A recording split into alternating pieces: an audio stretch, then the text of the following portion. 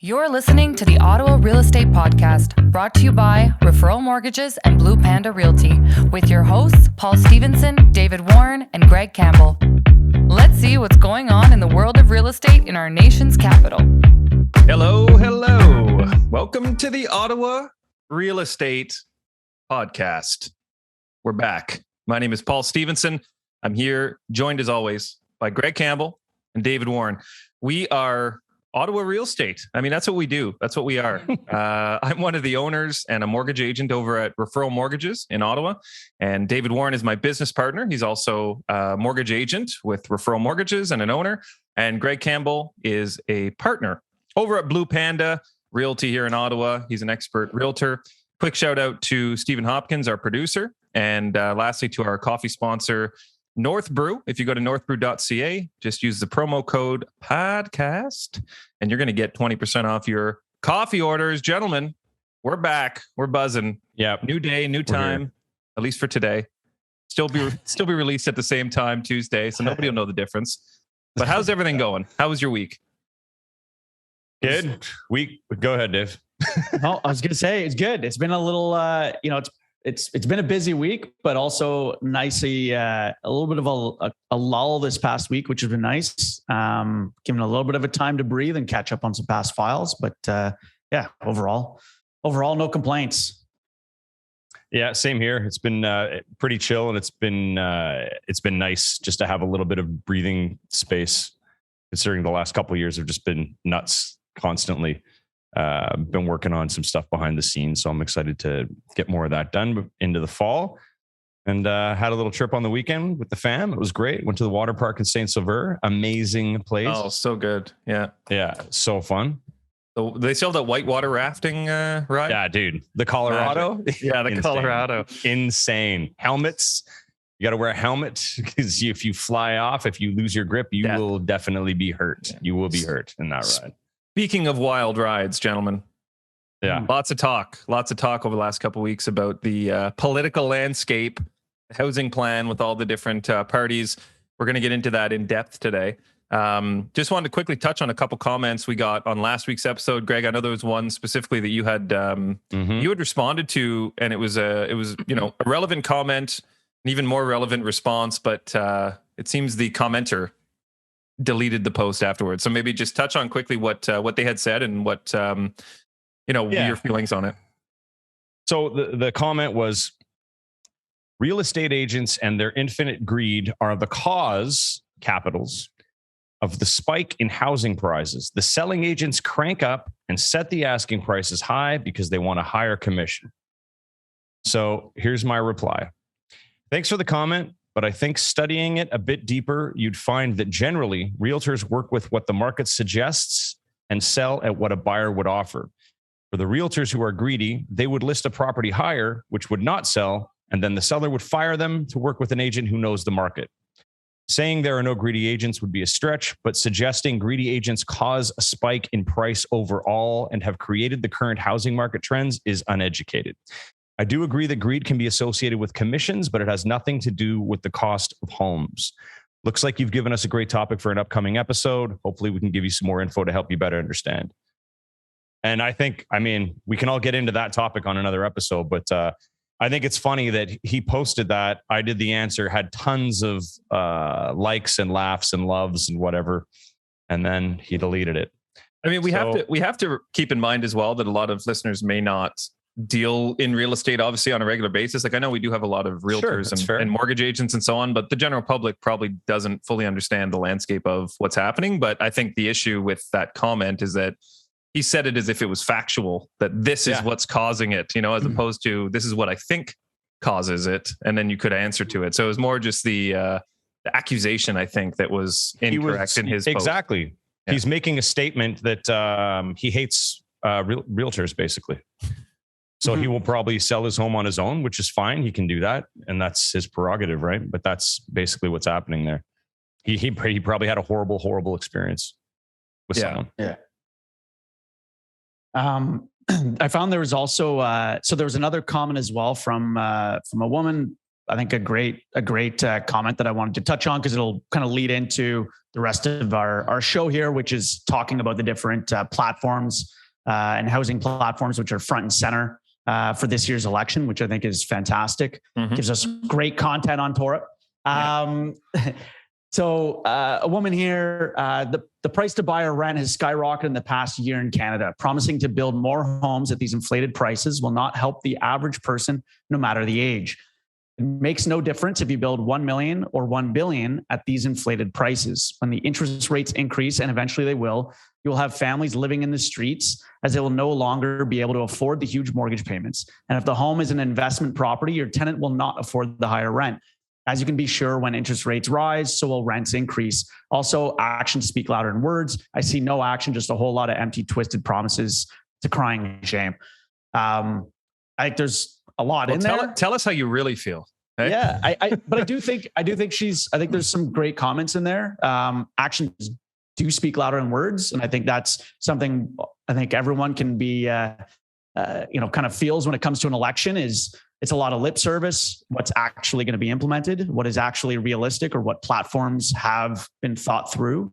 So really, with all these different platforms, the housing and affordability or affordable housing platforms that all the different parties are coming out with, certainly it'll be interesting to see which are implemented and all that. Now, one thing, and we were talking about before coming on the show, was to touch on one of Deborah's comments of the supply side. Is every change that has ever been made over the past years have all been focused on the buyers, trying to slow down buyers, trying to limit what they can afford, putting in stress tests, increasing those stress tests, removing 30-year AMs to 25-year amortizations, things like that, which don't actually address the singular problem, which is we have a lack of supply. I was mentioning to the guys that before that there was an article I was reading over the weekend stating that Canada has the fewest homes per capita than any G7 country, which is telling by the fact that our home prices have doubled over the past 5 years. And Greg, I think you mentioned the increase in sales numbers over the past 3 years have, it's basically jumped to 100,000 homes. In 2 years, 2019 to 2020. Well, yeah, 2019 to 2021. So 3 years, 100,000 more sold. And if that keeps up, that number to me, I think 2022, that's going to jump up another 25,000 at least. And that's based on 450,000 homes sold across Canada in 2019. And then you said 580, I think, or 550. Yeah, 580 for 2021. I mean, so to Deborah's point of makes no difference of whether you build 1 million or 1 billion homes. If there's roughly around 500,000 homes being sold across the country, and this is on the MLS platform, right? Not accounting for any private. If you increase, and a lot of the platforms are touching on building 500 to 1 million to 1.4 million new homes. I mean, that's effectively you're increasing the supply by 2 full years worth of supply, which is just going to stabilize or bring down prices, increase more housing for renters, which then you don't have the same competition like we talked about last week. Where you have fewer rentals, people charging a lot, that when you have more options for people and more affordable housing options, and it just brings those prices down, so I think there's, it will be interesting to see how things continue as far as, or roll out on these plans. But I know, Paul, you have some different of the headline topics. We wanted to kind of touch on the three main parties and what their platforms are. I'll get into those. I just wanted to quickly comment on what you said, and I think it's great as well. Just the fact that even if none of these things that we're about to talk about get implemented, the fact that they're even being discussed is awesome. Because in the past, it's very much just like you said, Dave, it's like we got to change the amortization. It was 40, then it was 35, then 30, now 25. Like they're just trying to tighten it up so that people can't buy, as opposed to addressing, like you said, the real issue, which is the supply side of things. And we've seen that really amplified over the last couple of years. So let's get right into it, gentlemen, shall we? So I'm going to start off. We'll start off with the conservative platform. It's top of my list here. So their main points are that they want to build 1 million homes in the next 3 years, or 1 million, I guess, create 1 million homes in the next 3 years, which is a very optimistic plan. They also want to focus on public transit infrastructure, so increasing the density in the area. So what, they want to basically, and I know we've already started doing that in Ottawa, but they want to basically create further infrastructure around the public transit system so that those areas increase density. And then lastly, they want to take 15% of the federal real estate portfolio, basically, to ensure more housing. So they're going to be doing kind of a conversion of commercial space into residential space. Those are kind of their main, at least from what I read, correct me if I'm wrong, but those are kind of the main 3 bullet points that they have kind of focused on. Yeah, I think one other topic that I thought was good for first-time homebuyers is addressing the stress test. Yes, for they want to reduce it and reduce that, which I think is great. And they wanted to. I know, Greg, you pointed it out before. I think a number of the platforms are touching also on focused on anti-money laundering and all of that, and kind of instituting more fixes and focuses on that, because there is a huge issue in that around real estate. I should also mention, foreign buyers, that they do want to put a ban on foreign buyers for residential homes. That's obviously a big point. I mean, there's a lot of points on each platform. So I apologize. It's hard to cover all of them, but let's just start at the top. Let's just go through the first one. Everybody wants to build. The Liberals want to build, preserve, or repair 1.4 million homes. Conservatives want to build 1 million homes in 3 years. The NDP wants to build 500,000 affordable homes in 10 years. In 10 years. I mean, 500,000 affordable homes in 10 years. I don't know what that means. I don't know how much that's really going to help anything. The Liberal comment of 1.4 in 4 years, I think is, I don't know, is that possible? Well, so 1.4 million homes, those are repaired or rehabbed. And I think, Dave, you mentioned this earlier, that only 150,000, so 10% of that 1.4 million is going to be new constructions. So similar to the Conservatives, I think, where they're going to be using some government, commercial space, basically government space in commercial real estate. They're going to be converting those. I would have to assume that that's going to be a similar plan. Dave, what are your thoughts on that, as far as like when they say repaired or rehabbed? How do you, like, what does that mean to you as far as where they're going to get those spaces? I think in my mind, it's going to be incentives to existing landlords and existing property owners to increase, their unit numbers potentially from, rehab the properties they have. Maybe it's a duplex to a triplex or what have you, repairing and improving the rental supply out there. But that's not increasing supply. That's just rehabbing or revamping existing properties. I think the biggest thing to really focus on for any of them is what are the numbers of new supply that they're talking about putting on the market for any of the parties. And I think also addressing, there is a huge issue with affordable housing. So what does that look like? And certainly on the affordable housing side, for the construction affordable housing fund that's there, and any of the topics that have been, it's 20% of the units are at least under the 30% median household income. So in a building, for affordable housing to fall under these incentive programs, like the one out there right now, only 20% of the units in that building need to be affordable, and affordable is deemed as 30% of the median household income. Now, what does that mean in Canada? Yeah. In Canada, the average household income is $115,000. So that means their rent monthly could be affordable, and then I'm putting in quotations here for those of you that are listening, is $2,890 a month. Yeah, and that's not affordable. We're in Ottawa on Preston Street. There's a building being built right now, a condo being built as affordable under the Affordable Housing Construction Grant.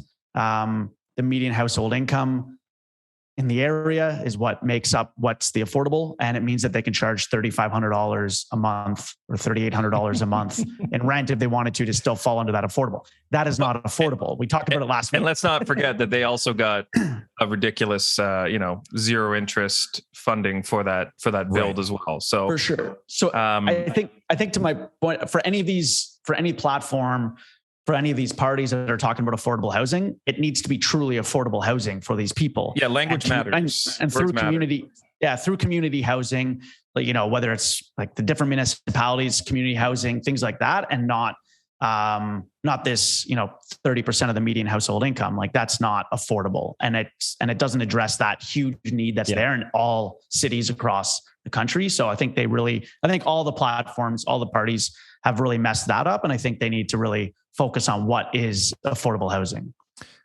I agree. Absolutely. So let's touch quickly on the foreign investors, because I know all the different parties have really kind of put a hammer down on that. So as far as foreign investors, Liberals have said basically 2-year ban on foreign buyers.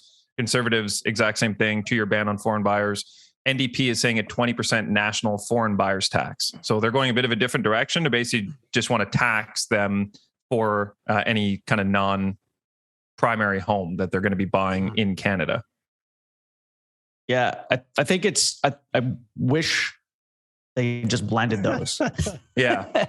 Like we were talking about before, you do a ban on foreign buyers. I know one of the parties, I think it's a conservative platform, foreign buyers can still invest into multi-residential. Mm-hmm. So taking it out of like buying single family homes and just tying them up where they're vacant in a lot of cities like Vancouver and Toronto. But they can still invest, but it has to be into rental properties. But I think Greg, you were mentioning before that you put a ban, people are still going to find ways of investing in a market. But if you do a ban plus also that tax, that's going to be a huge deterrent in that capacity. And I know somebody made a comment on one of our videos, maybe it was YouTube, a week or two ago, but that foreign buyers only make up 5% of the homes sold a year. But if we've got 550,000 or 580,000 homes being sold in 2021 is the projection. You're talking like almost 30,000 homes. 29,000 homes. That's a lot of homes. Ottawa. That's all of Ottawa's transactional history for an entire year. So removing those buyers, even if it's for 2 years, will help to stabilize and lower that as well. That's my opinion. I don't know if Greg, if you have. Well, I mean, it'll help stabilize it, but then it's like, what happens after that? Mm-hmm. I mean, there's time to prepare, I suppose, but when you're an investor, you've got money, you've got other places to go. As soon as something else opens up that you've done well at before, chances are you're just going to jump right back in. Mm-hmm. So, I mean, if they had. I do like the idea of like what you said, the ban plus a tax. That'll be more beneficial for especially new home buyers in Canada and Canadians. If there's a plan in place for something else to be implemented after the 2-year ban, that's not a ban, but a different form of buying for foreign investors. I mean, maybe that's something to look at. Mm-hmm. I don't know. It's tricky all around. Yeah, they got money. They'll put it somewhere, and they'll come back when it opens up again.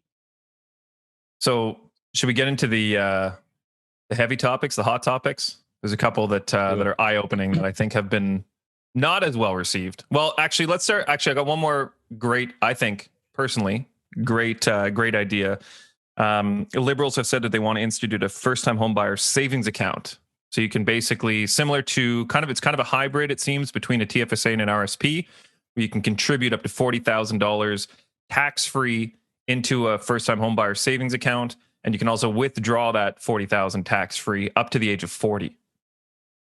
To any of the gains, invest it, any of the gains, invest in the market or anything like that. Any of the gains would be tax-free as well, right? And it's supplementary to your TFSA account. Yes, yeah. Personally, I think that's a good. I think it's a great idea. I think even just proposing that, I think whatever party takes over, I think that would be worthwhile just to even promote people to start saving for a home. Because I think a lot of people, when we're talking to clients about down payments, I mean, a lot of people do have money in their RSPs and TFSAs and they take advantage of those programs. But I think having a direct incentive to save specifically for a home would be of value to many Canadians. Yeah, agreed. Yeah, I think it's I really think it's a great plan. Now, one thing this will do, if we have, there's a couple other talks, like I know NDP is talking about extending to 30-year amortizations again. These sorts of things are not going to address the supply issue. These are actually going to create further demand, right? If you have people 30-year AMs, incentivizing people to save for their first home. Like there's going to be, and again, with that 40,000, I'm interested to know if that can be like, if you could have a, almost like not a spousal, but like a parental first-time homebuyers account where parents can put, that 40,000 or save for that 40,000 for their kids. If you have Greg, you have 2 young girls, you're able to start putting money aside now into their first-time homebuyers account. Like I'm interested to see what that platform would look like as far as how you can contribute it. But I think ultimately that's going to stimulate further demand. That's exactly right. Further demand. So you need to make sure that you have that offset of that supply figured out first before you start implementing further stimulus to that. Absolutely, man. And that's what they should be addressing. Like as this campaign goes on, that should be the number one thing that they're all talking about. More supply of homes, how they're going to do it, how they're going to pay for it, how we're going to pay for it. Like whatever, And I think without for all of them increasing that supply without increasing people's taxes. The answer isn't just tax more. We already pay an outrageous amount of tax. That's what they have to do. It's in money management. It's in money management and put it on, bring it in private, the private developers, and not just increase in taxes or the government creating this extra supply. Right. It's government loves spending money. Hybrid of government and collaboration with private. But I think to your point, Paul, is that I really wish, and we talked about it before, and we'll keep going through all their different ideas, but overall it'd be great if they actually took a step back and did a bipartisan platform of blending all of their ideas, because each platform actually has some good ideas that they really should be leveraging each other's platforms. But I think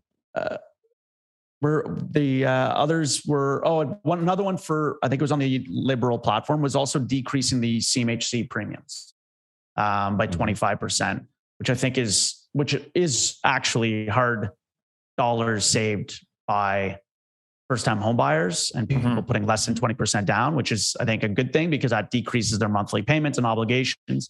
Deferral rates and default rates for insured mortgages is outrageously low. I think it's definitely, I don't know the exact number. I know it's less than 1%, but or we could have it so that maybe the banks split that premium with buyers so that the buyers aren't completely on the hook for paying for the bank's insurance. That could be something they could look at in the future as well. Yeah. The home buyers are paying, 15 grand in insurance for the banks. Maybe we could split that so that the home buyers in Canada aren't carrying the brunt of that premium for the banks to be insured. That'll never happen. I know, but I mean, let's take a step back here and look at what's actually happening. I mean, home buyers are paying tens of thousands of dollars, millions, probably billions of dollars a year. Actually, I'm sure it's billions a year in insurance to protect the banks from defaulting. So you're basically paying to say, yeah, I'm actually a good home buyer and I'm not going to default. You're paying a premium. Anyways, I digress. So I was going to say something on that point, but you guys continue because I can't think of what my point was on that now. But I think would be. Go ahead. I think that's a good idea. I think decreasing premiums is never going to be a bad thing. I think that works well for buyers. And let's not forget that those premiums just went up too in the last 3 to 5 years, CMHC premiums. So, I mean, they were lower and they did increase them. So even just that slight decrease, as you said, Dave, I think would be great. Mm-hmm.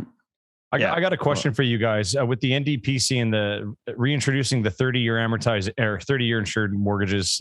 Is that still, wasn't that in and out? So I thought those were still available in certain circumstances already. So on conventional refinances or purchases, so somebody putting 20% down or more on a purchase or a refinance, you have the option to go as high as a 30-year amortization. But for any insured mortgage, so any mortgage, if you're buying a house with less than 20% down, it is insured. There are also some programs that some people have to qualify under, like self-employed programs, which they might be putting down 20% or more, but they're capped at that 25-year amortization. I think the stretching the 30-year amortization would be a good thing. I think they need to keep it to first-time home buyers only and not for people putting less than 20% down, because even if you're buying your 10th home, you can still put 5% down. You could have bought and sold your house 9 times and you're buying your 10th home and you can still put 5% down. Like that 5%, there's a misconception that 5% is for only first-time home buyers, when that's not the case. That's for that's a common misconception, actually, because clients ask us all the time, like, well, we need 20 now, right? For the second home. It's like, no, as long as it's your primary home, 5%. Yeah. So for the first 5, it scales obviously after 500,000, but I think if they had that for true first-time home buyers and left it at that, I think that would be a good thing because it helps with their affordability on that property, helps them get in the market, helps them qualify, all of that. It also, like Paul said, it doesn't, you're then allowing them to stretch what they can afford as well, or increase what they can afford. So that does increase that demand for some of the, lower priced properties in some cases. So I don't know what the answer to that is. I think it is a good thing though, to allow for that 30-year again. To help get in the market. It's a little bit of an easier incentive to get in. The Liberals rent to own program. Yeah. I'll just give me 1 second. Rent to own, it's changed a lot over the years. And from what I understand now, because a lot of people are always asking questions about it, when they want to buy and they just can't save and they're tight. Most rent to own programs that I know of now, the person still has to qualify almost at the same rate as what you would be getting a mortgage at the same house for. You just don't have the down payment, correct? Yeah. Yeah. You're a lot of times in the traditional rent own that's out there, and you can still find them. The renter is putting a substantial deposit down. Their rent is increased from what they would typically be. So instead of $2,000 a month, maybe it's $2,500 a month. And that extra $500 is going towards savings for the down payment. But if they move out or they miss a payment or anything like that, the deal is dead and they lose their deposit and they lose that savings. It almost always benefits the home owner as opposed to the rent to own person. And they still have to qualify. So it's like, yeah. So it's go ahead. I was going to say, it's typically the people that get into those, or that, have been stuck into those in the past, unfortunately have been people that are new to Canada that don't have credit. And they don't have the down payment. They might have some, they might have $5,000 or $10,000, but they just don't have the credit to qualify with a traditional bank. They get into these programs with the landlord, but 9.9 times out of 10, it doesn't go through and they lose that deposit. They lose all those savings. This rent to own program that's been talked about, all they've done is earmark $1 billion on it. I think they're just sticking high numbers on it with there's no breakdown of how this would work. Just like the first time home buyer incentive program that was for $1.25 billion that nobody's used because it makes no sense. And let's not forget that this is like the federal government getting their hands involved in the real estate market is a very new concept. Like this is not something that was, this isn't historically what would happen. Like typically it's, the market would kind of govern itself. But to Dave's point, like that incentive that they brought in, the stress test, since all that stuff has happened, home prices have on average gone up by 300,000 in the last 4 years. Now there's other factors involved in that, but the stress test, which in my opinion didn't really do too much. Even that incentive, Dave, as you mentioned, that incentive is using taxpayers' dollars to lend to homeowners to have an investment in their property for the government to then get a return on that investment down the road when the person sells the home. So, those sorts of programs, again, using taxpayers' dollars to help homeowners, I think in theory sounds great. But when the government is taking a vested interest in your property and, you're paying them back with that inflation or with that increase in value, that program, exactly as we said, has not exactly been well received. And the price of homes has skyrocketed since the federal government got involved. So I'm not saying that is always going to be the case, but I think we also need to just not, get on the jump to conclusions, Matt, and make any rash decisions. I think it is really important to take a step back on these things and really decide, like, how is this going to impact the market long term? And if this is being implemented now, and say it lasts for 20 years, like what is that 20-year impact going to be? We can't look at the next 1 or 2 years only and say, well, this is going to be great. We'll flood the market with supply. And then what happens if there's way too much supply? And there's just a lot of long-term factors that I think we need to take into consideration.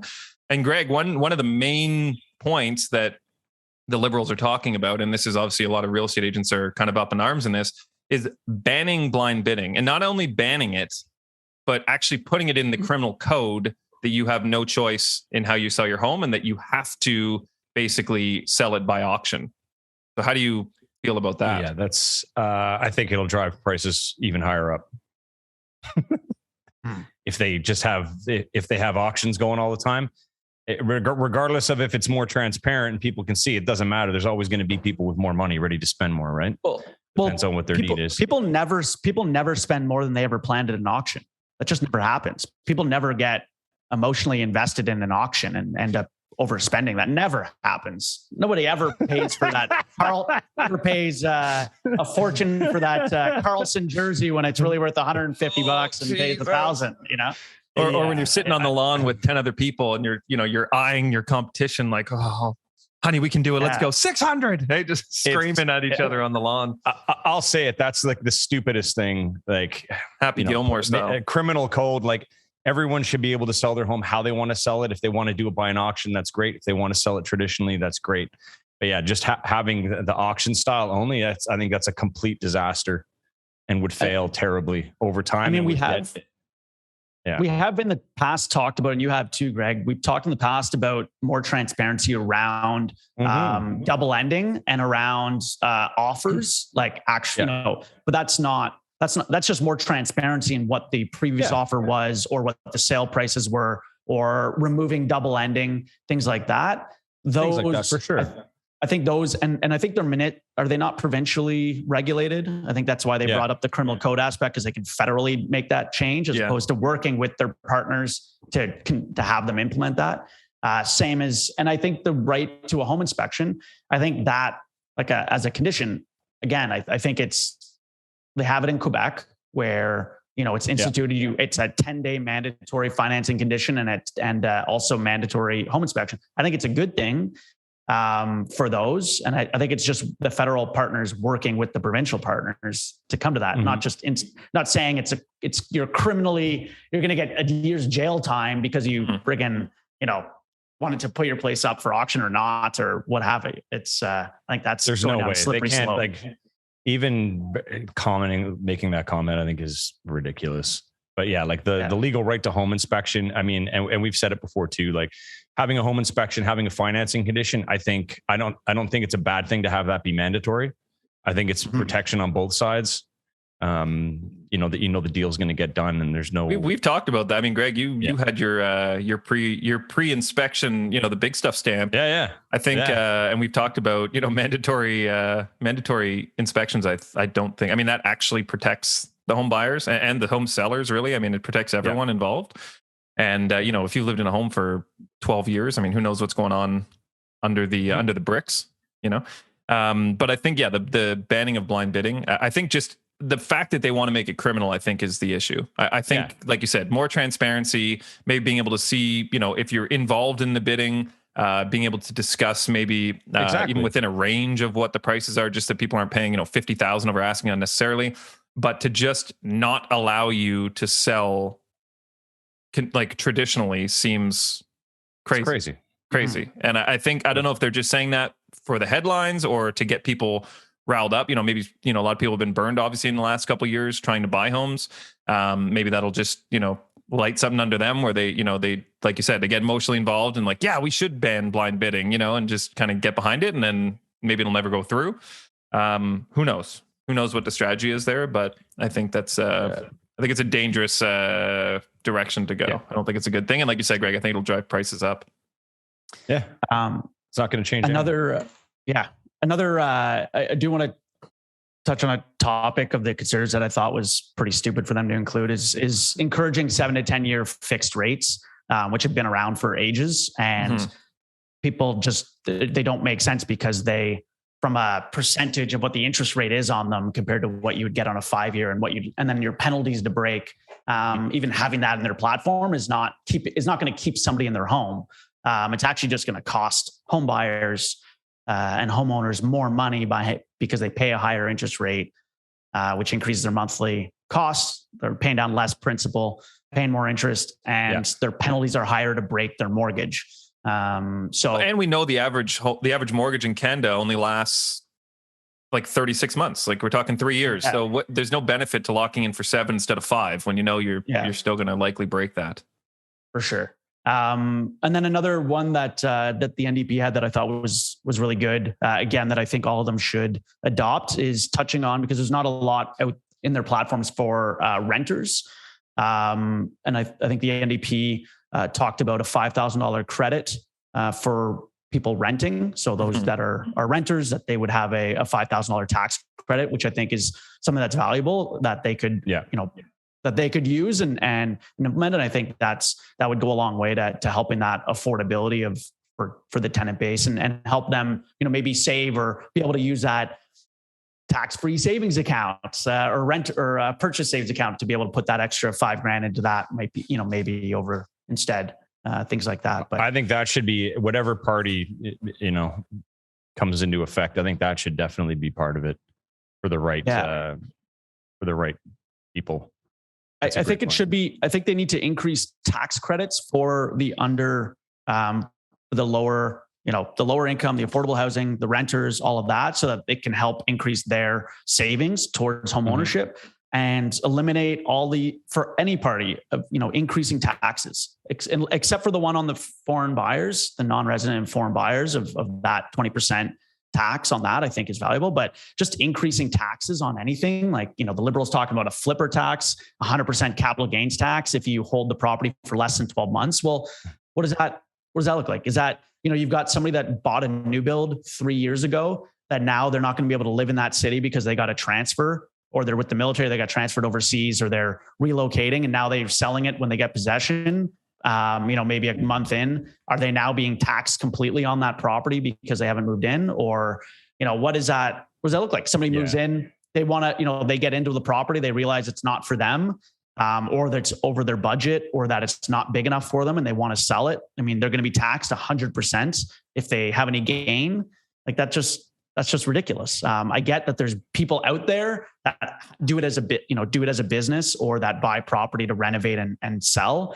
But there is a market for that. And that's actually just, rehabbing existing inventory that's on the market from maybe disrepair to a livable state for people. That's not a segment that is a huge profit making segment of individuals, but there's a lot that's being overlooked of those people that are relocating. You got people that relocate for jobs all the time that are, they're there for less than a year.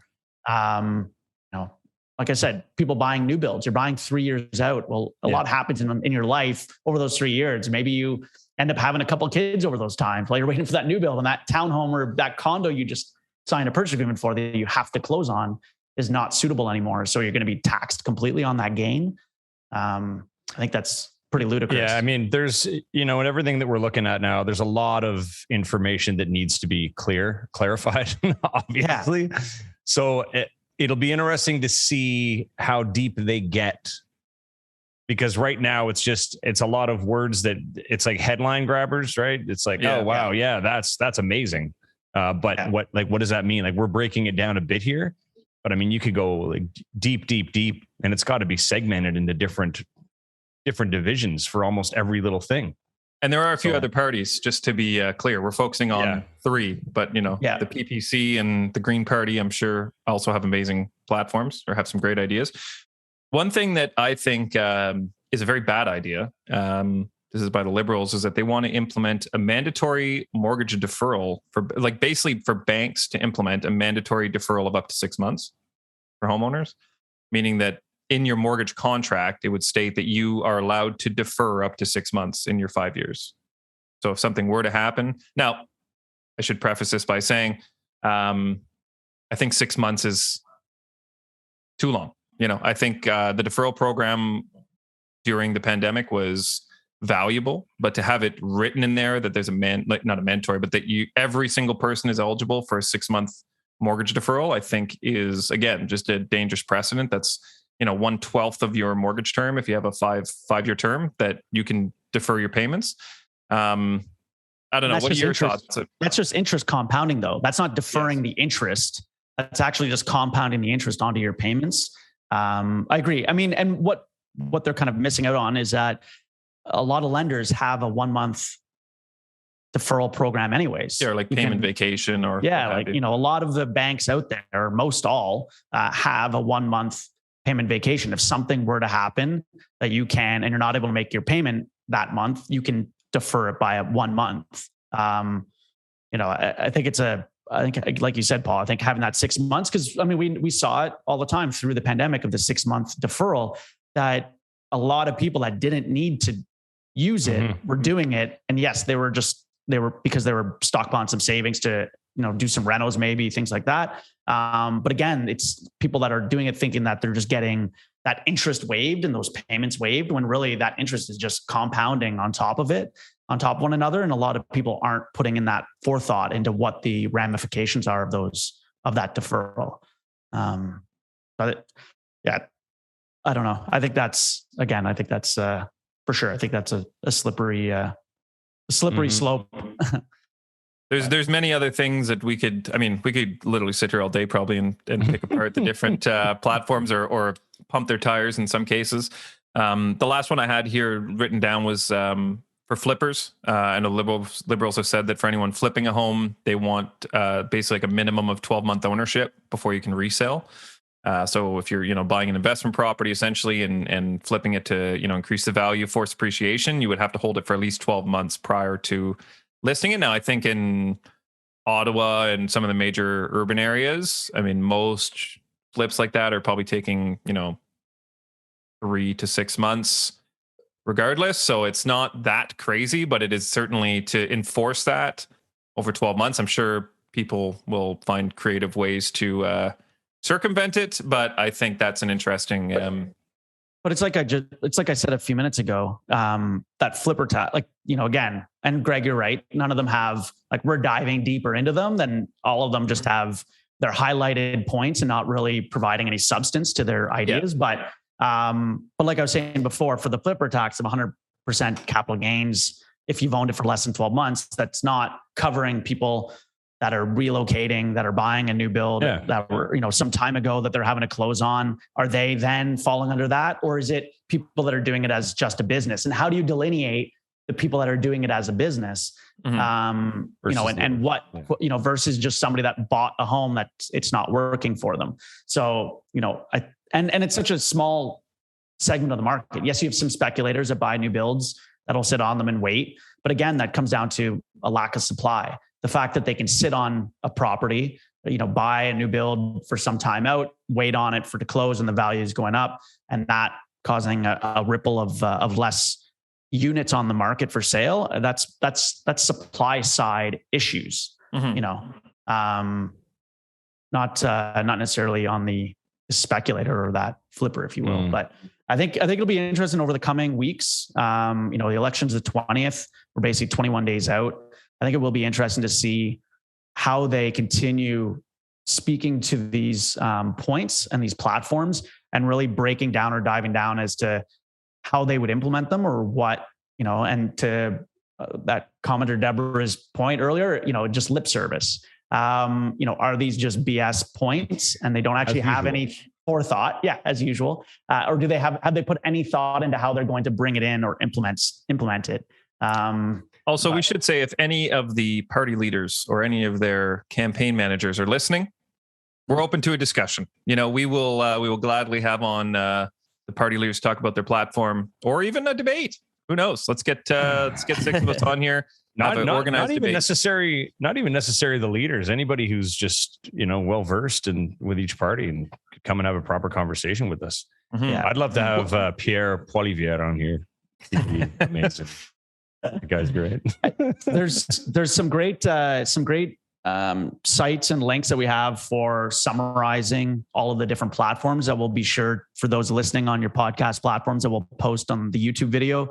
Yeah. So certainly check that out to, really at the end of the day, I think to summarize, I know we've been going probably one of our longer episodes here that I think we'll just, that we probably wrap up, but certainly I think for everyone out there, regardless of your platform or party that you support, going through and familiarizing yourself with all the different platforms that each party has, their different points, and diving down into what they're actually offering and how they're going about it, and really just no matter who wins or what party comes into power, really I think at least us on this show really hope that they have some bipartisanship and look at all the different platforms that all the three major parties have put up, that all have amazing aspects to them and some that are not so amazing. And so really kind of looking at those and looking at all through, all the ideas and really actually sharing, as opposed to just a one-track mind, which has unfortunately been the way, over the years of not wanting to, take tidbits from the other parties or anything like that. And that goes back, not just the most recent party in power, but also previous. So, what are your closing thoughts, gentlemen? I think we'll be just watching this and updating everybody weekly. I have a feeling this is not going to be our last conversation about this. No, not at all. I personally, I think there's some really good, as we led off with, I think the fact that they're even having these conversations now is, well, it's needed for sure. I mean, we've been in a, residential crisis for over a year now, and they've tried a couple odd things, but a couple Band-Aids, but I think some of these things will really make an impact if implemented properly. I love the idea of like I said, the first time home buyer savings account, I think is an excellent idea, just to even just shift young people's focus if they do want to own a home into home ownership. I mean, it's similar to the TFSA, but at least it's like a pointed direction. I think the banning of blind bidding, I think is, like I said, I think is a dangerous precedent to set. I think it's ridiculous to make it criminal to choose how you want to sell your home when it's your largest investment you're ever going to buy. I think that's, I don't think that's a good idea. But everything else, I mean, I just love that they're all focusing on, like you said, Dave, the supply issue. I think some of the stuff is going to create more demand, which is only going to drive prices up. So I think we need to really, not us, but I think the people that are making these decisions need to take a real hard look and make sure that they're balancing supply and demand and not just focusing on one over the other. Because I think no matter what, teeter-totter is going to flip the other way. And when it's 180, you got to make sure that you have the chute to be able to pull it and balance it out again. So I just don't want them to focus too much on the supply or do things that they think won't impact the demand, but will. Like, the 30-year AM is certainly going to impact that. 40-year TFSA or 40-year savings account is certainly going to impact demand. So they need to make sure they're not pumping the tires on demand and not answering that supply issue. And I know the Liberals is the only one. I don't think they've come out with the time frame for their 1.4 million homes, right? So how long are they taking? 20 years to do that? 5 years? 10 years? Like you said, Dave, I think it'll be interesting to see over the coming weeks when they roll out kind of a more direct plan that we can dig a bit deeper into it. But and I think all the parties, one thing that they do lack is that they rely on these ideas by politicians and people within their party that aren't actually professionals or have a direct knowledge of what's going on in the streets with home buyers in the case of real estate. And this goes for all other aspects too, but they aren't working with partners. They're not working with on the mortgage side, Mortgage Professional Canada, and the board there and looking at the idea, what is actually happening on the streets with home buyers. They're not working with CREA, the Canadian Real Estate Board and association.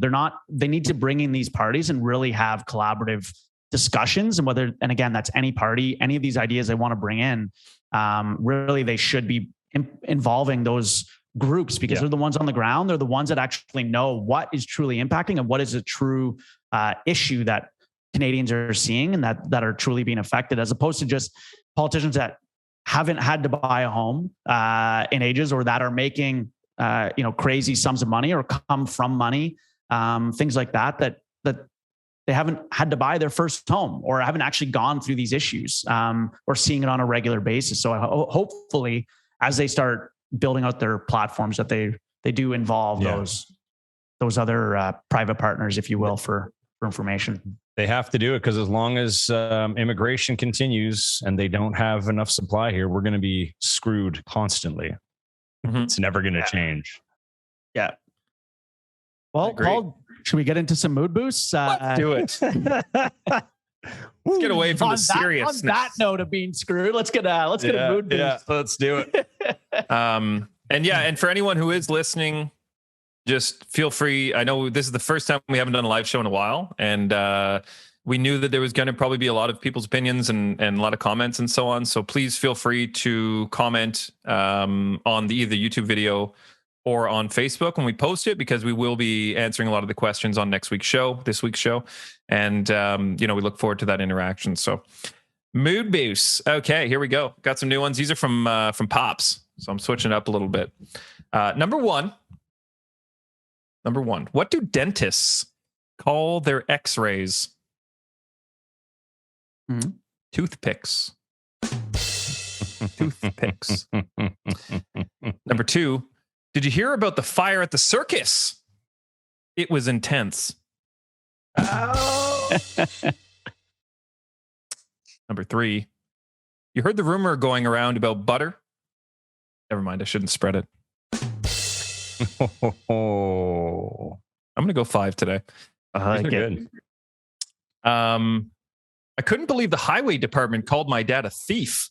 But when I got home, the signs were all there. And last but not least, a horse walks into a bar and the bartender says, "Why the long face?" I've heard that last one before. That's pretty good. Pop's coming with the fire this week. Yeah, he doesndo mess around. He'll just send me buckshot emails being like, "Here's some new jokes in case you need them," and they're all fire every time. He must sit there and just like what do you call it? Like not cultivate. What's the word I'm looking for? Curate. He just like curates like the hottest jokes on the internet. Sends them to Great. Yeah. Right. Oh, gentlemen, big show, big week. For anyone who is listening, we really appreciate your fellowship. And if you haven't already, please subscribe either on YouTube or on your podcast platform. And if possible, on Apple and Spotify and so on, please feel free to leave a review.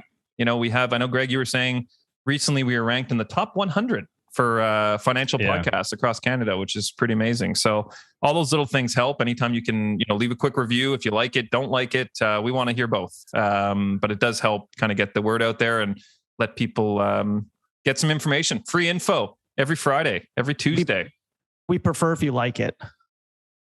Just saying. Love it. 5 stars are better than 1. Yeah. As always, though, this show will be released tomorrow. We're not even live, so it doesn't matter. The show, when you listen to it, has been released. And if you go to northbrew.ca and use the podcast promo code podcast, you get 20% off your order. Thank you, Stephen, for saving me at the bottom. And gentlemen, what's the rest of the week looking like? What closing remarks do you have?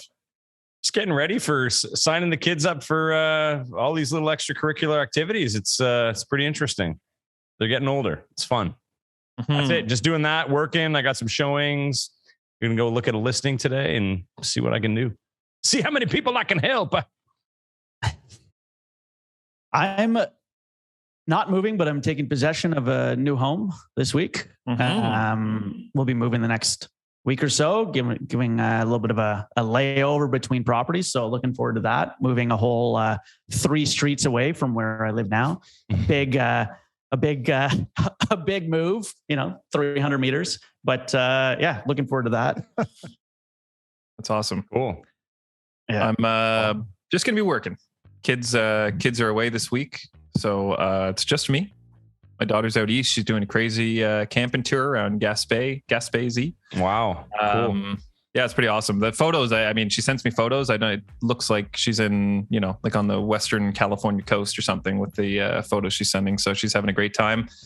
Other than that, just taking it easy. Heading away next week. So just kind of getting things, finalized. Working on my files. Locking up Work some on those files, financing bro. for people. Locking up financing for people. Yeah, that's it. So that's All awesome. right. Sure, this Friday we're going to be answering a lot of comments and a lot of questions on this show. So thank you to everyone for listening. Thank you for your comments and your insight and your support. And we'll see you soon. The Ottawa Real Estate Podcast is brought to you by Referral Mortgages, Blue Panda Realty, and Stephen Hopkins Video. Thanks for tuning in, and please remember to like, comment, share, and most importantly, subscribe. We'd love to hear from you.